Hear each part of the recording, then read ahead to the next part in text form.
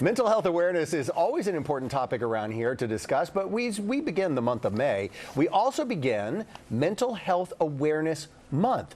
Good that we have a real launching platform to talk about Absolutely. An incredibly important time to address the challenges that are faced by so many people, 1 in 5 U.S. adults to be exact. So we have ABC News medical correspondent Dr. Darien Sutton with us this morning to talk more about it. Good morning. Always Hi. good to have you. Hi. And it's one of the most important topics. Yeah, and especially with all that we've been seeing happening in the world. Absolutely. You know, I talk about this with patients often. We talk about depression, anxiety, and these diagnoses that are diseases. And just the same way that we talk about blood pressure and diabetes, I think we need to address mental health. Yes. Unfortunately, when you look at the overall numbers that have gone through the pandemic and even so forth and so on, the numbers are getting worse. As you said, 1 in 5 adults are experiencing some form of mental illness in their lifetime.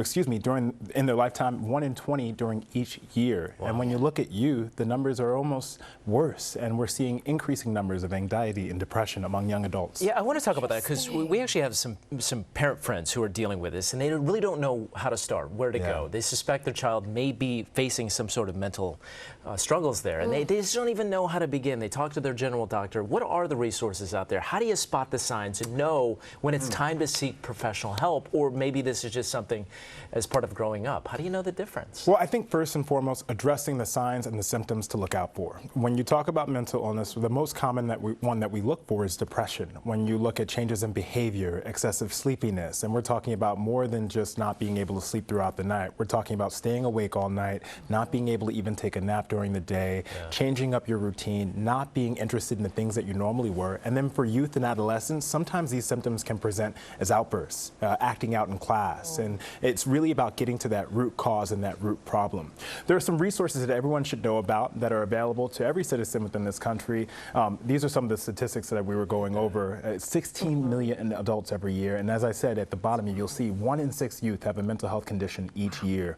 And again, the signs and symptoms that you want to look for, the change in behavior, the excessive sleepiness, the change in diet, the no longer interest in things that you normally were. And so are there differences, like, you know, when you're raising a group of kids and you guys, you know, have a cluster of children in each family, they're different ages. So is there something that you look for different in teens than you would in adolescents and younger children? You know, I think it's really about the outbursts, the change in behavior, the acts of frustration. A lot of the times we often say, oh, you're just not paying attention in class. The next question you should ask is, what is distracting you? You know, do you have anxious feelings about your friendships? Do you have anxious feelings about being in sports? I think youth today are under a lot more pressure than we were when we were their age. So that led me to my question. Why is this so much more heightened for young people, and why are they more susceptible? Does social media have a lot to do with it? It has to, right? Comparison is the thief of joy. And so when you look at the oh my gosh, I love that. It's true. And when you look at the spread of social media within this country, I mean, almost every teenager is on social media. But I think besides that, when you look at the systemic structures, you know,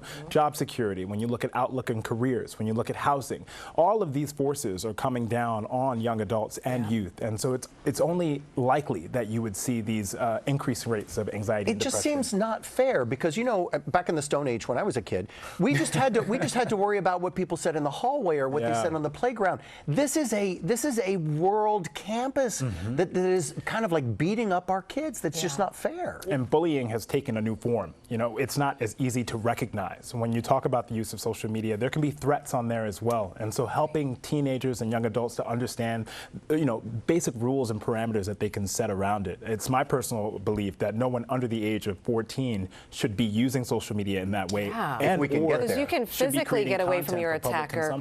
But if they're getting to you via social media, they can get to you. But also, Doctor, you know, how important is it for parents, too, to make sure that they are well? It's so important. The conversation is always hurt people.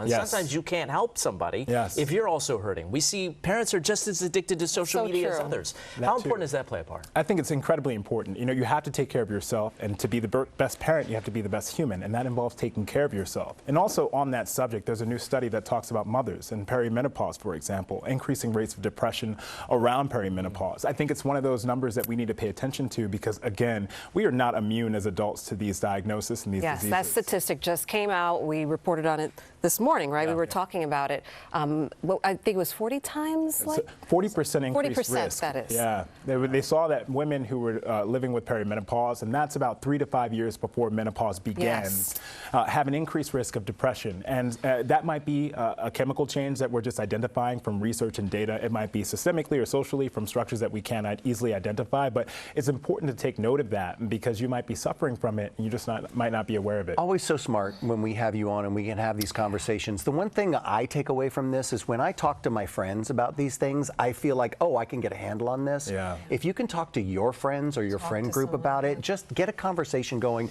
You'll feel so much better. And hopefully do it in person. Yeah, Agreed. Thank you. Thank you, Of course.